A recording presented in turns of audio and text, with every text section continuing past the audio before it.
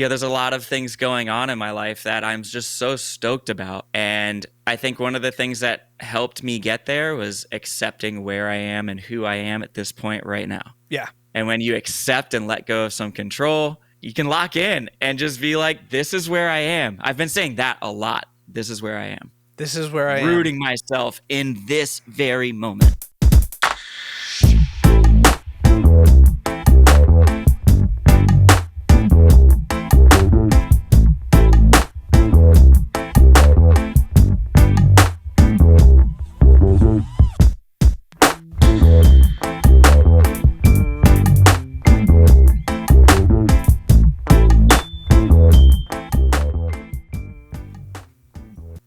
We back. We back. Back again. Guess who's back? Some friends. Some friends, just the two, Daryl and Peril. Daryl and Peril, dude. Did you see the AI version of Lose Yourself that I sent? Or did I send it to you? It's like an Italian version of it, dude. It's hilarious. It's AI generated. And you know what? I'm going to pull it up right now because it's worth it, dude. Already mom's spaghetti. He's nervous, but on the surface he looks calm and ready to drop bombs. The clock's run out, time's up, over snap back to reality. Oh my God.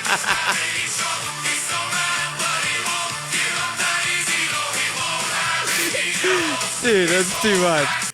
Dude. What? Wow. Isn't that incredible? It's like a fully produced, like, multiple person band.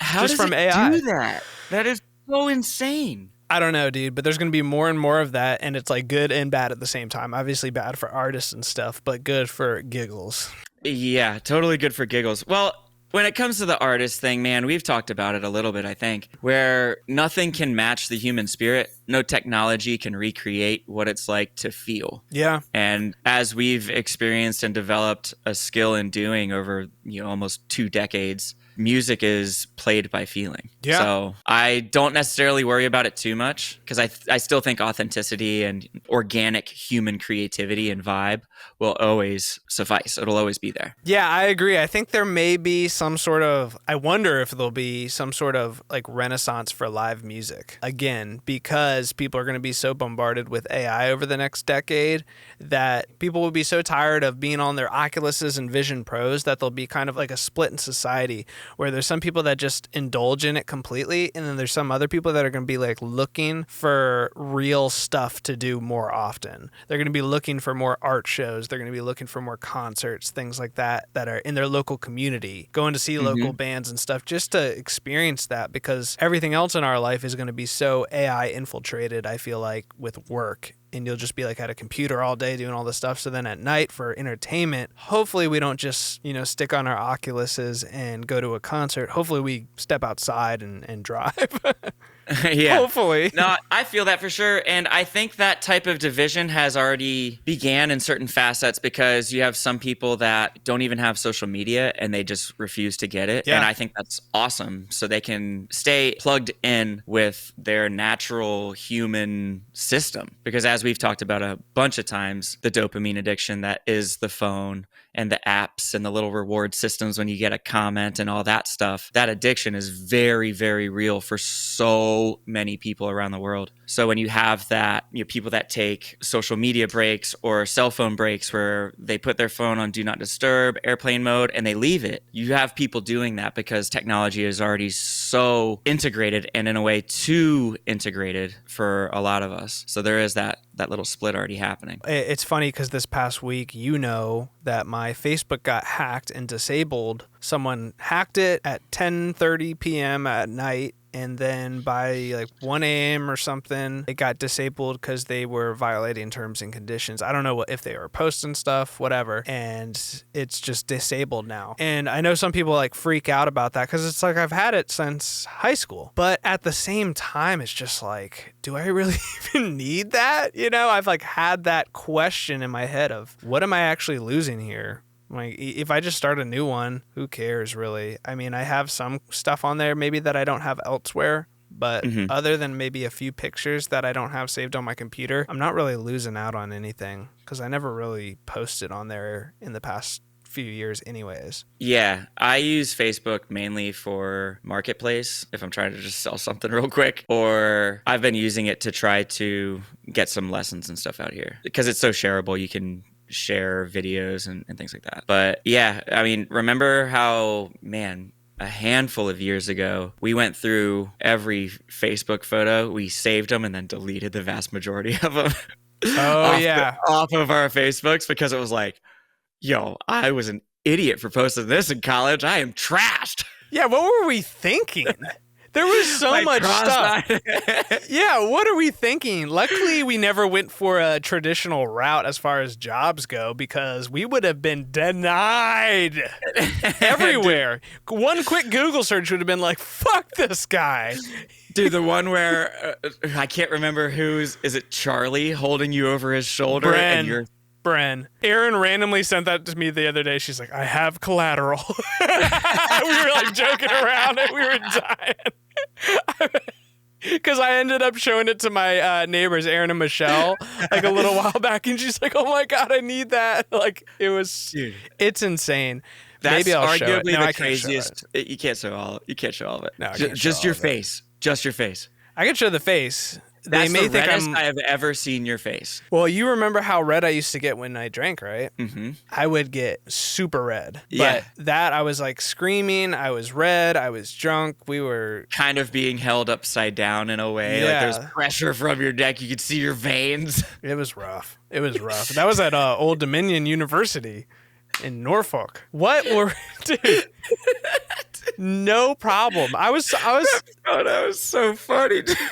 I was talking to my parents the other day just how common it is for people to get messed up in college and just how socially acceptable it is. Because I just went and filmed 3 Star Revival, the band, playing at a fraternity party at UGA, University of Georgia. I guess that's like Georgia Bulldogs, right?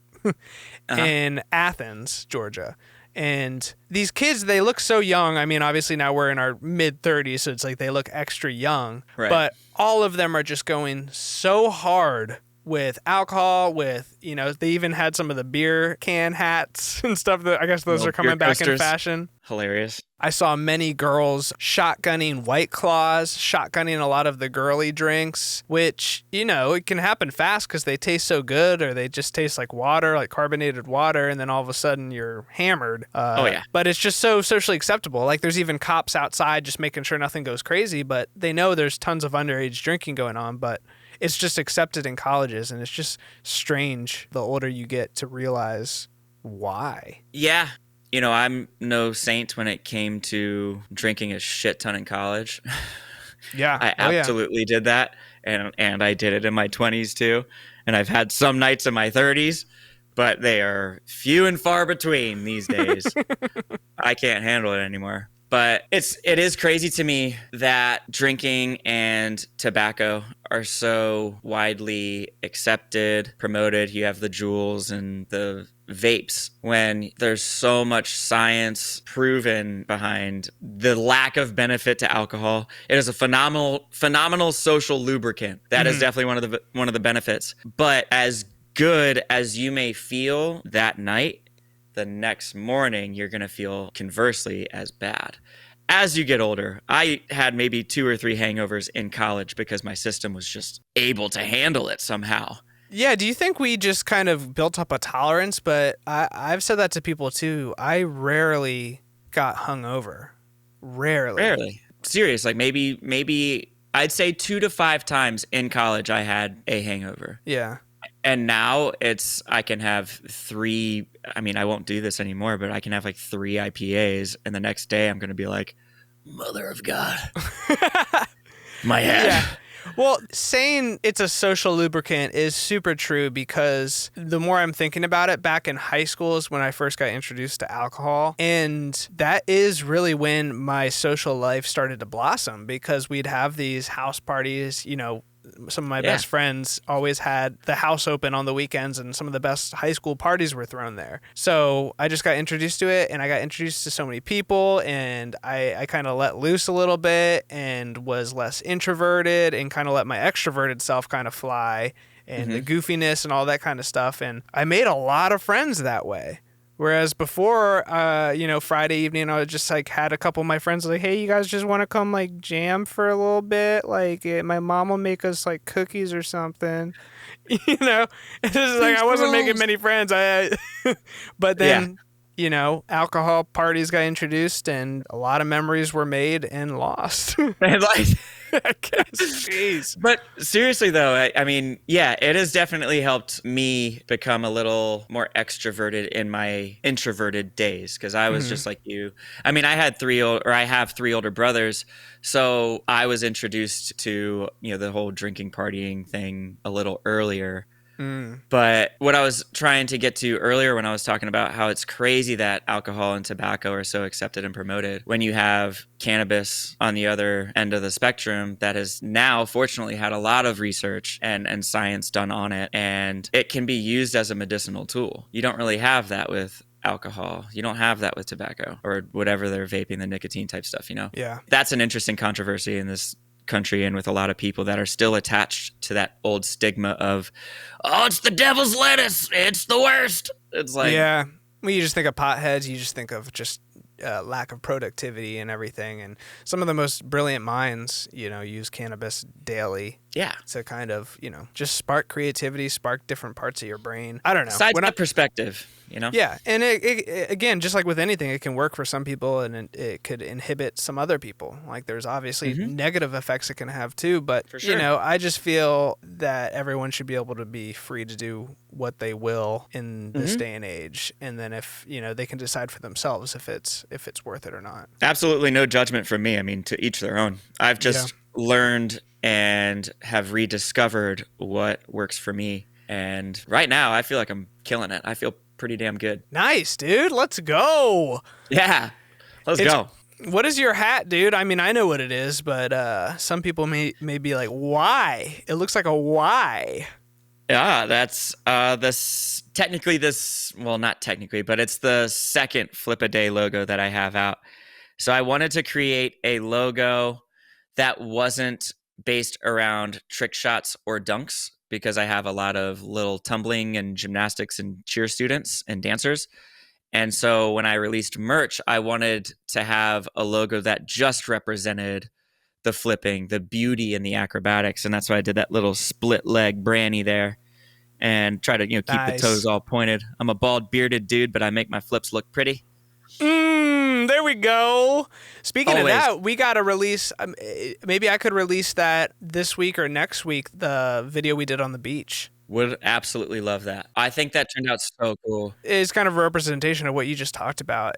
We've done so many cool dunks and trick shots and all these sorts of things, but it's like, let's just take it back to the original art form of flipping and slow it down, film it in 4K 120, slow it down, do a bunch of different angles, and man, that just looked so dope. It looked so cool. And for context, it was raining here in San Diego a ton in late January, and David came out and we brought his camera, and my brother came out and helped, and we went to a beach here called Tourmaline. And because it was raining, there was not a single person on the beach beside us, which is a very rare sight. So to be the only people on the beach and getting this cool rainy day flash kick, which is a backflip with a kick, it turned out super cool. And I sent it to LSKD, and one of my people at LSKD responded. They were like, yo, this is epic, like all caps and like 4 exclamation points. Nice.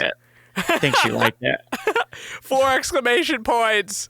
Not 3, yes. 4. Dude, it's so funny how that can happen without exclamation points, and all those different ways that people type can make you feel. And when they use like a period, and you can be like, are they mad? I mean, I know a lot of people don't deal with that, but I know me and you do, especially when it comes to relationships and stuff. It's crazy. It's definitely crazy. And I've been thinking a lot about this because I just want to understand more of how I function and things in the past that may still be lingering in my, I don't know, I guess triggers. And a lot of things in the past, as you know, have caused a lot of pain and confusion for me. And so you don't want to bring that into a new relationship. You have to understand more about yourself so that when certain situations arise, you know how to navigate them for you. It's not the other person's job. It's like, no, this is a part of who I am, what I've been through, and now how I deal with things. Constantly growing and adjusting and relearning yourself. Yeah, absolutely. I mean, you got to understand yourself in order to improve yourself, and you got to be happy on your own in order to attract a partner that's also happy, and then you can be happy together. I feel I feel like that's the key, because a lot of people try to find someone that will make them happy, and it's just, I don't know. I feel like that usually leads down the wrong path. Yeah, absolutely. I fully agree. When you have two halves, they're not fully doing the work on themselves. They haven't fully completed themselves so that they are secure and confident and happy as a single person that's whole. When you get two halves of people, it's only one, and it takes two to tango. It takes two to tango, dude. They told us that. We knew this. Two to tango. Come on, guys. We knew this. Jeez Louise. Dude, I totally just accidentally exited out of the thing I was looking at up here so I can see you. There you are. You're back. Back again. Guess who's back? Pat's back. Pat's back. Well, sweet. You want to roll back into... Sorry.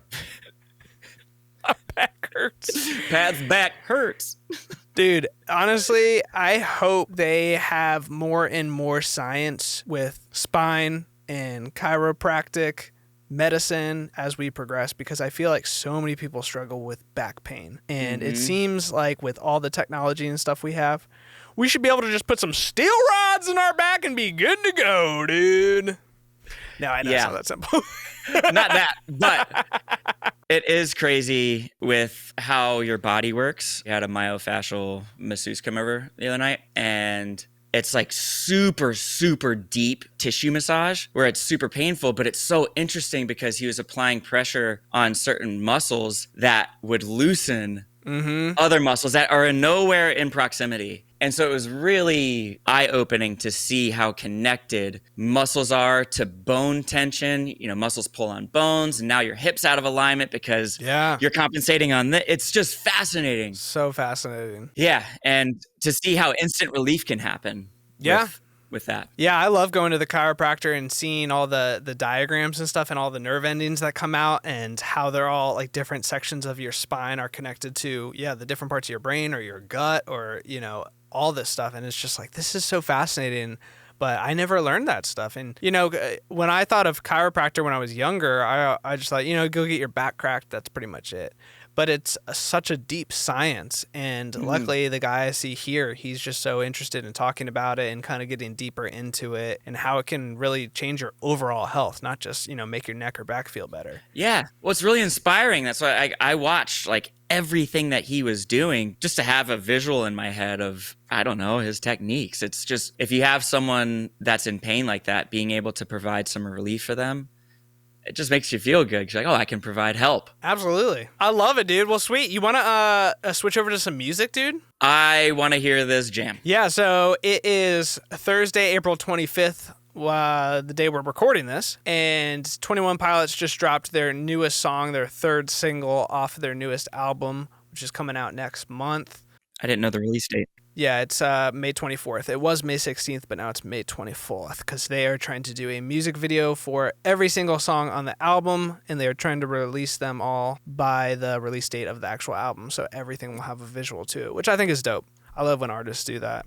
Super cool. We both loved the first song, Overcompensate. Next Semester was a different vibe. Not as much my vibe, but I still appreciated it. I also just love the production of Paul Meany. He's just like one of my favorite producers. And Tyler is just such a creative guy. And Josh Dunn is just such a vibey dude. And this video was actually directed by Josh Dunn, the drummer. And for those of you who don't know, 21 Pilots is just a two-piece band, Tyler and Josh. And...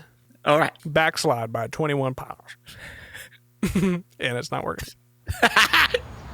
Ooh. Ooh, trash can. Nice shot. I don't wanna. Ooh. Okay. I hope it drops like I want it to. I know. Rap race, place to place, adding weight. Tendencies on repeat and it Benefit from a shoe with no lace. take the seat with the crease in it. I don't mind if it's lonely. I don't mind if it's fair. I don't care, you control me, leading me anywhere. I don't wanna backslide to where I've started from. There's no chance I will shake this again. 'Cause I feel the pull, water's over my head. Strength enough for one more time. Reach my Yo, hold on. Yeah, this is dope. I had to put our fucking faces back up on the screen. So I rewinded a little bit. Yo, that bass tone is sick, dude. I know. The fucking drums are popping. It's All right, hold a on. little like not top quality sound because of it's coming over the internet. Oh, but gotcha. I can get the gist for sure. Okay, because I'm getting mean, like full quality drums in my head, and Paul Meany's drums, ooh, so saturated. I love it. All right, here we go. Groove is sick though.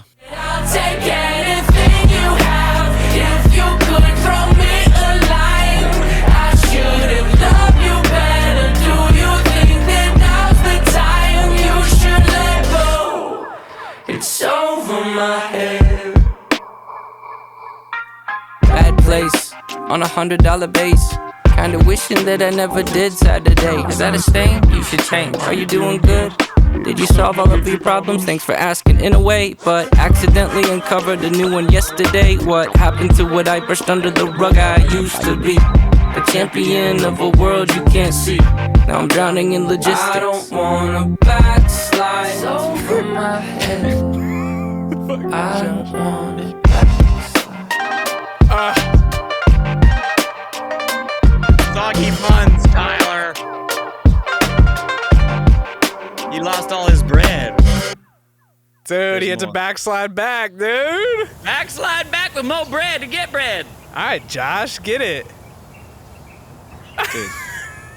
Dude, I love Josh, man. It's just so... Yo, okay. What do you think, dude? I mean, so how well could you hear it? Not that well? I mean, I could hear it. I was really trying to, as a bassist, dive into those low ends and really feel it, but it wasn't as thick as I'm sure it was for you. Yeah, that's what she said.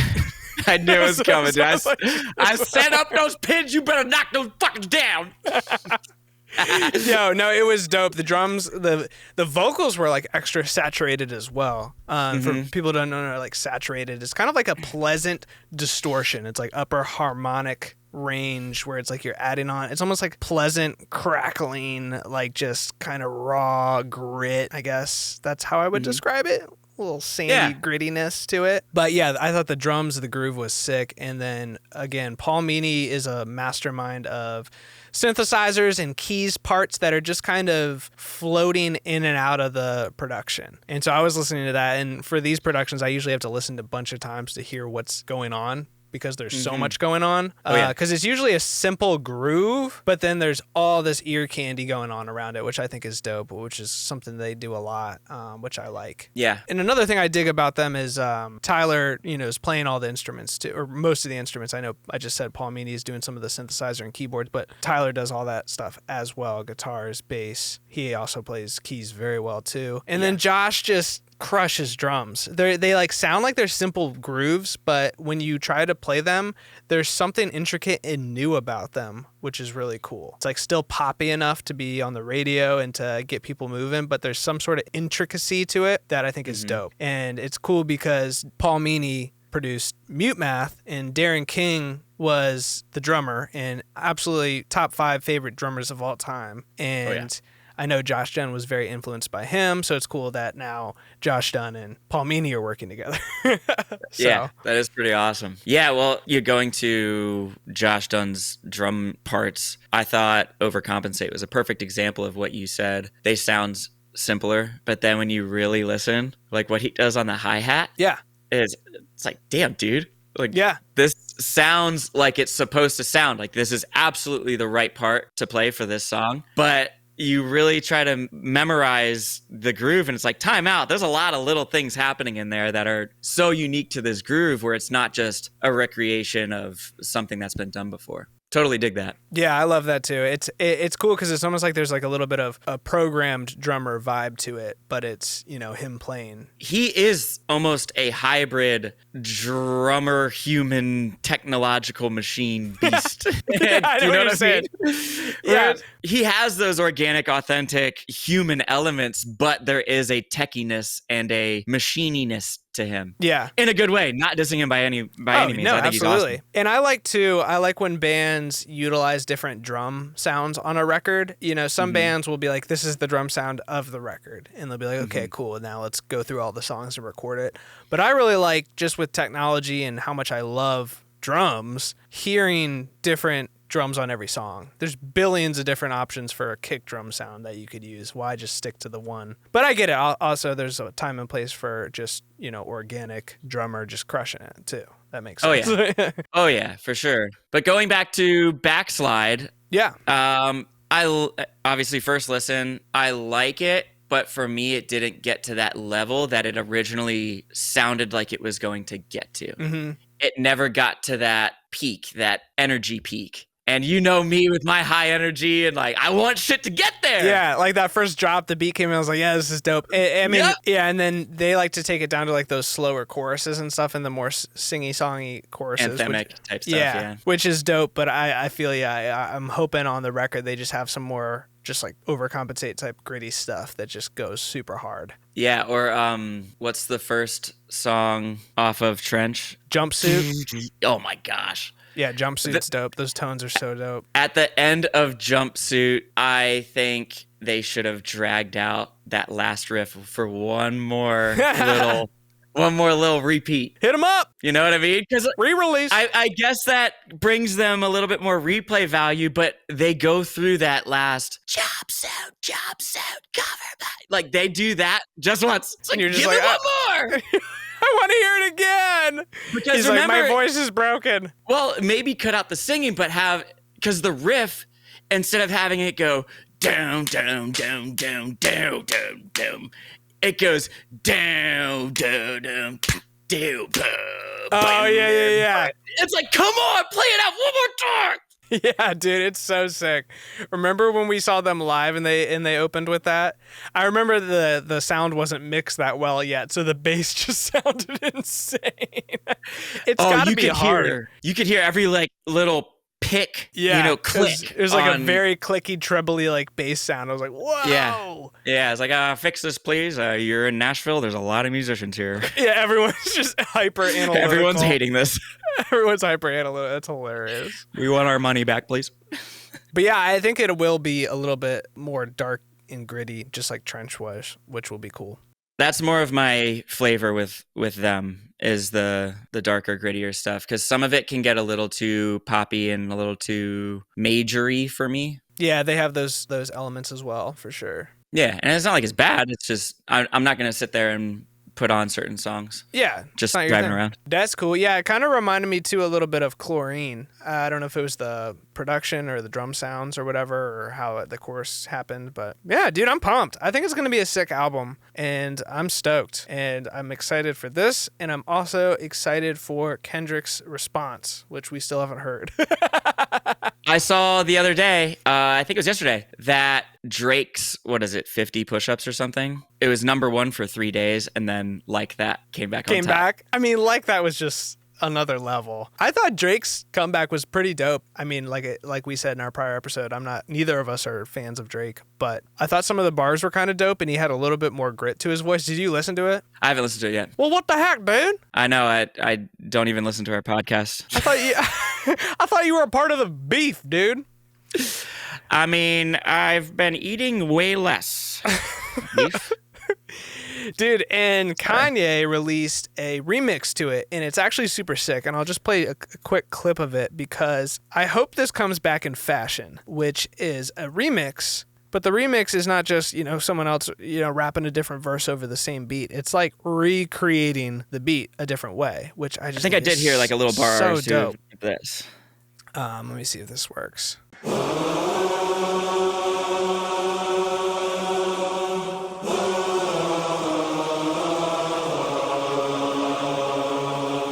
So that's the beat, like Can't stop, won't stop. I just fucked your bitch in a Sean John tank top. Treat a bad bitch like she average. Yeah, I was just saying, Lost me. it's so hard with Kanye because it's just such a different, like, Man, I just lost me. I don't know. It started like a soccer player was like, they got the ball and they're running toward the other person's goal, like the other team's goal, but then they trip and their heel hits the ball and they score an own goal. That's what just happened. I bitch in a Sean John. I don't know.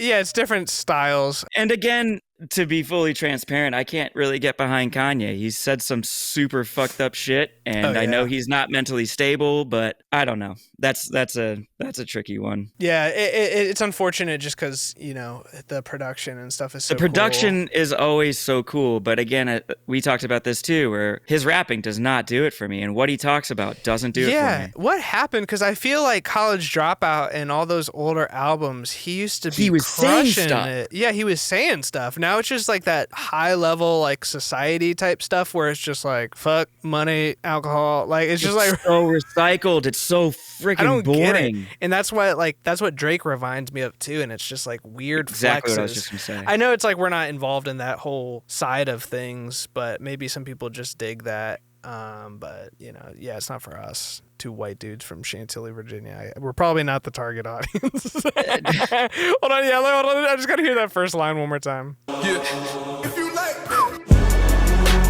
Can't stop, won't stop. I just fucked your bitch in a Sean John tank top. Keep your sex life out of this, Kanye. Oh my gosh. What if Kim hears that? What if North hears that? Things are gonna go real south. Hold on, let me see what the next line is here. You treat a bad bitch like she average. I treat a bad bitch like a fat bitch, and they never let me get. Oh God, what is he doing? What is he saying? I treat a bad bitch like a fat bitch. What does that mean? I think I know what it means, but I feel bad saying it, so I'm not gonna say it. I gotta hear what's Beat next. is so cool. Lyrics are whack as shit. Titanium grills, call that smile on the rocks. Titanium grills, call that smile on the rocks. Is it just a fashion thing? Mm-hmm. Yeah. I don't know how comfortable they would be. I've talked to people that have them in, and I mean, some of them are really elaborate and just really sweet pieces of jewelry, and they do look cool, but the people I have talked to, when they have them in, it affects the way they talk. I've heard people like with lisps and stuff. Exactly, and it sounds like it's harder to swallow, so some saliva builds up when they talk, and I mean, I don't think you'll ever catch me wearing a grill, but if people want to rock them, then go for it. I mean, no, absolutely. I wonder where it started from, or if Paul Wall was just like, let's just do this. I feel like it had to be back in that era of Paul Wall and Birdman. Remember, there's that Birdman in that music video, gator boots with a pimped out Gucci suit. Oh yes, dude. And you got because isn't Birdman like in the mirror, timers. and he's like, his grill is all yes. like, lit up and stuff. I think that was maybe one of the first times I saw a grill. I was like 12. It sounded like he said, I think that was the first time I saw a girl. Yeah, just Birdman. When you were 12. The first time I saw a girl was Birdman. When you were 12, dude, what were you doing? What were you doing those first 11, dude? Hold on. Let me see. I was doing the birds, man.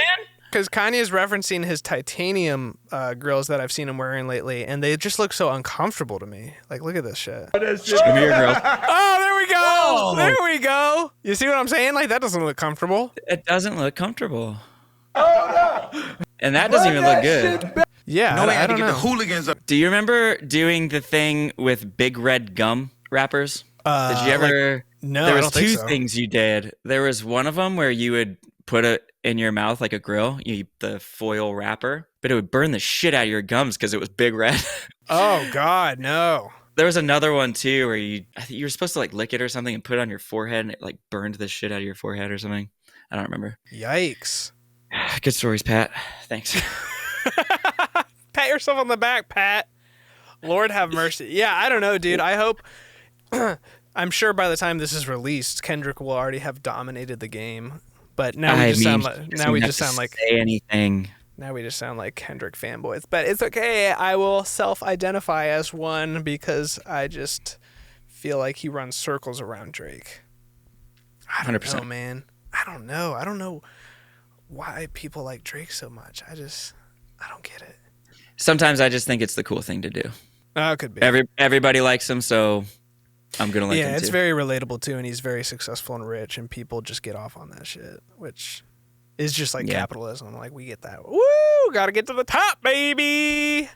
Well, I remember I was at the gym last week and I heard a Drake song come on, and I think like the way he started the song was like, "I've got my dudes over here and they got some bottles and a mansion." And then he's like, "I got my bitches over here." And he said something else. I was like, "Wee!"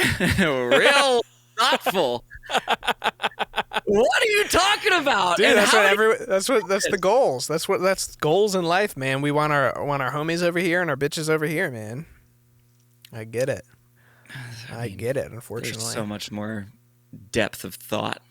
Yeah. Especially think about this.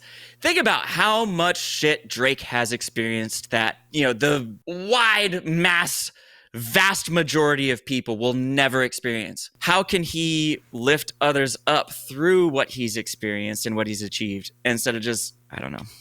Encouraging people to buy really expensive bottle service. Yeah, dude, it just makes me think of that whole like, you should invest Arlington your money vibe. in an ETF. Don't buy a tequila bottle. Don't buy tequila. Don't buy tequila. Invest in an ETF with your bitches. Get your bitches to invest too. Then we'll get our mansion. Yeah, he should just be more realistic about it. What's the 10-step process to get to those bitches in those mansions? We need a process. We need coaching, Drake. You can't just flex on us. It's a shit ton of flexing. But I wonder what it has done to his worldview. He's traveled around the world and has played shows to collectively millions of people. That has to, I would hope, enrich someone's soul, someone's spirit to be a brighter light. If you have all those eyes and all that influence, how do you not want to use it as a tool to bring humanity up instead of just guiding people more toward material things? To answer my own question, I don't think a lot of people have that depth of thought. There's a lot of connection to material things because it's such a physical representation of status. Yeah, especially nowadays. It's more and more. Very interesting. Yeah. But it'll be interesting to see what happens next. Yeah, dude. There's a lot of good music coming out, though. I'm so excited. We already talked about this a little bit, I think, in episode 1, but I'm excited to hear the rest of the Incubus stuff that they're putting out. Oh, yeah. Me too. I like Under My Umbrella. I've liked all 3 of those songs that have come out. Got some new Kings of Leon coming out this year. Yeah, I saw they just released a new music video. I didn't watch it yet, but I guess another single dropped. I checked it out, and it was one of their slower ones. The first one I definitely liked a lot more. And I watched the video, and they're just around Nashville. And so it was that weird, reminiscent. Yeah. And I'm totally stoked and rooted out here. I love it. But it does give you that little feeling of like, man, I know where that is. And the vibe of Nashville is definitely a special thing. Dude, it's so cool, though. Like, I love Atlanta. I know you love San Diego. Like, we did have a great experience in Nashville. Like, I am so grateful and I'm so grateful for growing up in Northern Virginia, and having great education. And it was just a cool area to be and to go into D.C. every once in a while. I don't know if you ever went to, like, Wizards games or whatever, sports games. You have to be to a basketball game. Yeah, and I'm just so happy that we've been able to experience living in different places, because every time we move and experience different things and go on tour, I feel like it's like what you're talking about with Drake. Like, we've seen our experience levels haven't been like this compared to Drake, but also to some people they've been like this, because some people don't, either travel or have the opportunity to travel. There's tons of different reasons, or just some people are afraid of it. Some people don't have the means. So I'm just very grateful that we've had the opportunity to do that. And I think one of the biggest lessons I learned through touring was the one tour we went on where we were in the upper Pennsylvania region, I think. Okay. I think it was like upper Pennsylvania, going through these small towns trying to get to the next school we were playing at. We were playing colleges at that time. And go into like the diners and seeing the different types of people and seeing the levels of happiness or just joy. I guess you would say like joy of just living and existing. Simplicity. And seeing the simplicity of people's houses. They probably just have had these houses through generations. They're just no worries about material possessions. But then go into the West Coast and go into Malibu and go into Nobu, which was super dope. That and was seeing crazy. that level of life and understanding that neither of those define what joy of life is. It really does all come internally, because you see some people out there and they look miserable, or they just look like very uptight and just like they're playing this part. And they're rich, but they need to be seen. And it just seems so uncomfortable. And then you go to Pennsylvania, and these people are just like, I'm living the dream. Like, I have everything I need. My family's here. This is great. And that really helped ground me in the journey of life and just being happy with wherever I'm at, materially, financially, whatever, and just excited for whatever's next. Yeah, loving the process, loving the journey. I really have reflected on that a ton. Like, when I turned 36, I was hit with that massive perspective shift where I thought I was going to be anxious, but instead I was arguably the most grateful I've ever felt, to the point where I was sitting there meditating and crying because I just felt so good. It was like this pure gratitude and giddiness. And as I texted you yesterday, I have that childlike happiness that I thought was only going to exist in my childhood, because it was just youthful elatedness. And there's a lot of things going on in my life that I'm just so stoked about. And I think one of the things that helped me get there was accepting where I am and who I am at this point right now.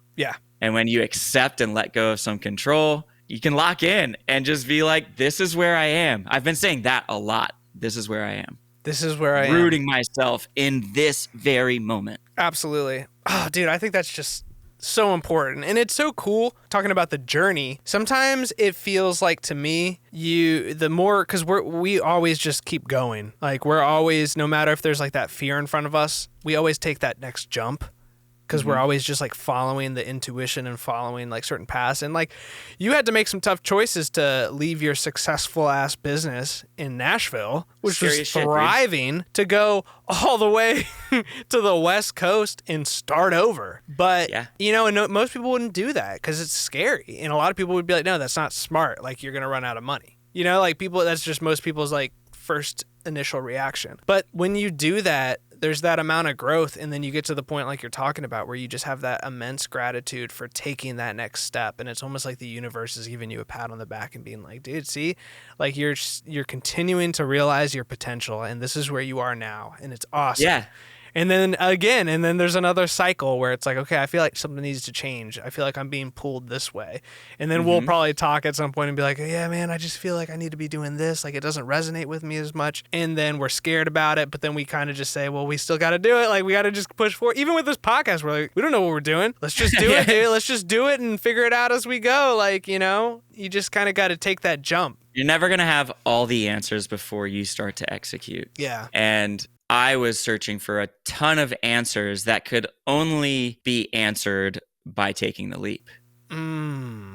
Facts. It was terrifying leaving Nashville with how awesome my little business was there, and all my people there too. There's a lot of people that I love and cherish in Nashville, and it was really hard to say goodbye to that. But if I didn't, I wouldn't be saying hello to all these new opportunities, new people, new energy in this environment, and being in an environment where you're just pushed every day to be outside. I mean, that's me. That's what I need. Yeah. That fresh air, that sunshine, that movement, that activity. There's constant activity out here. And that's just, for me and my energy, that is absolutely what I've needed. Well, that's something you've learned about yourself by, you know, being introspective over the years and, you know, going through the harder times and both of us understanding, yeah, this doesn't really resonate with me, or this is like, you know, I've been kind of depressed for like a while now. I need to switch something up, and slowly hacking away at figuring out what makes us vibe, like what makes us feel good, like how do we become our best self? Because you can be around certain people, you can be around certain situations, you can be in certain jobs where you're kind of pushed down and your glass ceiling is kind of lowered, and you always want to constantly raise that glass ceiling to where it's like eliminated, you know, and just keep surrounding yourself with people who are pushing you and are just healthy, you know. You just want to be surrounded by that good energy. And for you, I think the movement and everything you learned through Flip-A-Day and how much that helped your mental health, I think San Diego is like a representation, like a location representation of that whole experience for you. It like makes sense. Whereas in Nashville, it's tough in the summer. It's like hot and muggy and just gross, and you just don't want to go outside and do any activities. But in San Diego, it's like breezy, sunny, cool. Like you're good to go, man. Year round, you can go on a walk. I mean, it does get chilly here, and it does get a little warm and stuff. But I mean, every day I'm outside, and I think because of the weather, you see so many active people. So you're inspired to get out and move more. And going back to that like giddy, childlike happiness. After my birthday weekend, the birthday weekend was just phenomenal from start to finish. And I ended it out with a Sunday night sunset surf. And I kept doing that thing where I was like, this is where I am. I'm sitting there in the water, and the sun just kissed like the water line at the horizon, and all these colors start to cascade into the sky and reflect in the water. And then I caught the best wave I've surfed yet. I surfed it for maybe like 2 football fields. And I'm like walking forward and back on the board, and I'm sitting there laughing, right? It was the last wave of the day, best wave I've ever had to wrap up my phenomenal birthday weekend. And I was walking with the board back to my place, and I didn't consciously realize this until someone I walked by called me out on it. I am cheesing like sunshine, dude. Not even realizing it. I had this euphoria, and I'm walking and I'm smiling, and this woman walks by and she's like, wow, like great smile. And I was like, oh shit, I'm just walking, like looking like a dog, like, and she called me out on it. And it was just my natural state at that moment. Just total euphoria, bliss, happiness, gratitude to the fullest. The best, man. Taking risks leads you there. Well, you never know what's on the other side of that risk, you know? And as we've seen, you know, we keep leveling up in different areas of our life, and, you know, still feels like we're just getting started. It always, like, that's just the way life is, I feel like, for us. You know, we both don't look at age as a hindrance or whatever. It's just like, shit, another year to do dope shit. Like, who knows? More experience and knowledge under your belt. Yeah. You just have more tools in your tool belt to achieve whatever it is that you want to achieve. Yeah, and we've used the analogy a lot of, it's like we're playing an RPG game, you know, we're leveling up in all these different areas, like we're getting more dexterity and more HP, like all these random things. But it's true. It's just like in life, it's like, okay, you need to level up your finances, you need to get all that in order, and then you need to level up different experiences and like your emotional control and all sorts of different things, and like negativity, and like eliminate complaining out of your life, you know, up problem solving, figure out how to problem solve. Like you need to keep learning these skills. Like I need to be healthier. Like how can I slowly be healthier? Yeah. It's just like an RPG game, you know, and some people will spend years playing RPG games to develop a character that doesn't even exist, but they won't even do it to their own life, which I get it. It's hard. I mean, it's not easy. It's super hard. Discipline is hard. Self-discipline is hard. Sometimes I wish I still had parents forcing me to do stuff every day, you know, that I didn't want to do. You know, like go to sports, go do this, have all these extracurriculars, because it's important, and it's very easy just to sit at home and, you know, scroll on your phone. Totally. You said something about the RPG thing. That's how I felt with Nashville. And this is no disrespect to anyone or anything there, but this was just how I was feeling right before I left. I felt like I had almost beaten the game in Nashville, and the sense of adventure and freshness and inspiration to get out into the city and into the culture and stuff was extinguished. Mm-hmm. And so I reignited that by coming out to a brand new city where I knew no one except for, a couple family members. Oh, you said something about the unknown. The unknown is the hardest thing to navigate because you can put the purest intention, you can put together the most concise, perfect plan, but things happen. The unknown happens. The unknown on the other side of the risk that you're taking happens, and that gets pretty intense. And when that locks in your mind, it can start to control feelings and behaviors. But you gotta level with that and just take the leap, have faith and confidence in yourself that you are going to achieve whatever it is that you're striving to achieve. Let the rest go. Yeah. Just go. I remember some good advice that Kathy, Kathy gave to Aaron when I introduced Aaron to her, and Aaron was really struggling with feeling like what you were feeling in Chicago. She feel like she maxed out in Chicago and wasn't feeling that energy that she first felt when she was there. And she really wanted to move to Atlanta and try to pursue acting full time. And it was a very scary unknown for her, especially because she was going to do it by herself. And just like a young woman, it's just tough to do that. And one thing that Kathy said, and then I know I've said it to you too, is just you can always go home. You can always revert back if need be. That's the worst case scenario is you just go back. Yeah. But you have to at least try because it could be this amazing thing, Yeah. Well, never in my life had I experienced the spiritual pull to a place. Every time I came out here to visit, it was harder and harder and harder to leave. And it would take me longer and longer and longer in Nashville to get out of the San Diego headspace. Every time I got back, and never have I been to a place that has done that to me. And so I had to answer my spirit's call to action and get out here and try stuff. And yeah, it's working out so far. Manifesting right in front of your eyes. Yeah. Dope, dude. Well, sweet. What a great episode. Music, life, fun. All of it. I feel like we're flowing a little bit better. We're figuring it out, dude. Yeah. Yeah. I think so. I'm having fun with it. I love where the conversations go. We never know where they're going to go. Yeah. Never know. We talked about a bunch of stuff that I was definitely not planning on talking about. Yeah, that's true. That's very true. That's awesome. Well, sweet, dude. Let's wrap it up and we'll see y'all next week. Love it. All right, dude. Peace. Peace.